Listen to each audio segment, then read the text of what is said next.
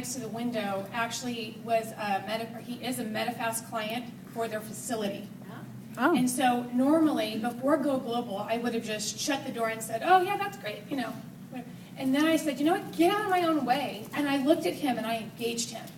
And we talked about the food, and this poor woman in between us was just like this match. I mean, they're just like, oh, I love this food. And, you know, we're just talking about our experiences. And anyway, so I engaged them both. But then what I purposely did, because I'm a fire hose. Oh my gosh, I'm a fire hose.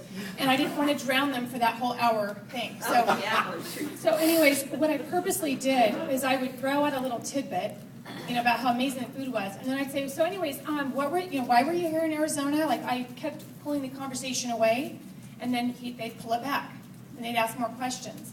And so make a note of that. And so it was awesome. So you asked a question. Well, when we went to Go Global, they were talking about the yes and no questions, and then they talked about the open-ended questions. So there were certain things like, well, you know, I told myself to be quiet, because I have a habit of just letting the noise in my head go about 3 steps ahead of me. And I looked at, like, you know what, every time I approach a potential client, yeah, it'd be great if they were my client, but I want to build relationships because we're entrepreneurs, you know, and it's about paying it forward and feeling good, and I don't know, indescribable. But I love it. So what was the end result?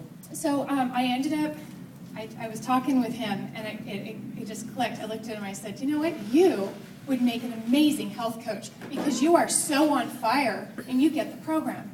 And I would love to, you know, have an opportunity to work with you. I said, you know, obviously, you know, you're at the facility, you're very happy, and I don't ever want to, you know, encroach upon that. I said, but then the other way too was, you know, I'm always looking for recipes and thoughts from an outside perspective, and I would love it if we could keep in contact with one another. And so we did emails and cell phone numbers and, you know, that kind of stuff. And then the girl in the middle, I said, you know, I think that, you know, this program, like, you're going to love it. I said, in fact, I also think that you would make an amazing health coach. But we'll talk about that later, you know. And so she was like, well, wait a minute. And so in both situations, I mean, we walked off that plane, and the fire in this girl was like, sign me up tomorrow. And I honestly thought, I'm going to do it tomorrow. But in every situation, you just never know. And I've kept in touch with both of them. They're my Facebook buddies. And I guess what I call it is I tickle the back of their mind.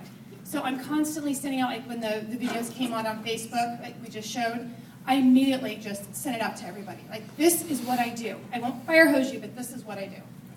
And it was just, anyway, so I've had a lot of people tell me that I inspire them, that I motivate them. Even though he's going to the facility, he's very grateful to be keeping in contact with me. I drop little drips versus firing them. I drip the potential of how much money and how I'm making, and I'm so happy, and I get to stay at home. And the one guy in particular said, you know what?